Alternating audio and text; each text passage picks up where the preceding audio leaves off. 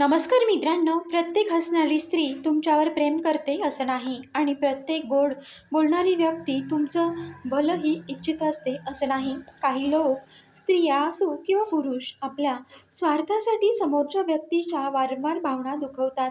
मित्रांनो, त्यामुळे आपल्याला त्या काही नात्यांमध्ये आपल्याला वापर करू शकतात. म्हणूनच या गोष्टी प्रत्येकाला माहीत असणं गरजेचं आहे आणि बहुतेक पुरुषांना याच गोष्टी माहीत नसतात. पण त्यांच्या वागणुकीची जाणीव असणं महत्त्वाचं आहे. म्हणूनच आजच्या व्हिडिओमध्ये आपण अशाच काही मानसिक खेळीबद्दल जाणून घेणार आहोत, ज्या काही नात्यांमध्ये वापरू शकतात.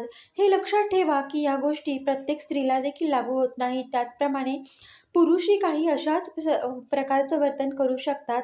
मित्रांनो, असंही नाही. तर चला तर मग व्हिडिओला सुरुवात करूया.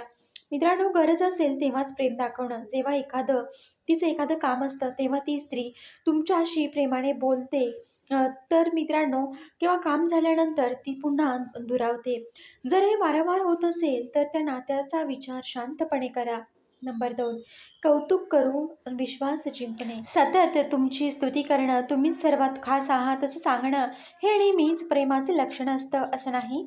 काही वेळा यामागे विश्वास जिंकण्याचा उद्देशही असू शकतो. नंबर 3, भावनिक दबाव टाकणं. माझ्यावर प्रेम असेल तर हे कर, तू जर माझ्यासाठी इतकं सुद्धा करू शकत नाहीस का?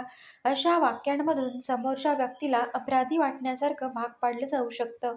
नंबर 4, मित्रांनो, तुमच्या जवळच्या लोकांपासून दूर करणं. बऱ्याचदा ती व्यक्ती फक्त तुम्हाला स्वतःपुरतंच मर्यादित ठेवते आणि ती तुमच्या जवळच्या लोकांपासून, कुटुंबाबद्दल नकारात्मक बोलत असेल तर फक्त तिच्याशीच वेळ घालवायचा म्हणून ती तसं करत असेल तर समजून जा की ती नक्कीच स्त्री चालाक आहे. प्रत्येक गोष्टीत स्वतःचाच फायदा पाहणे हे देखील त्या स्त्रियांमध्ये लक्षण दिसून येतं.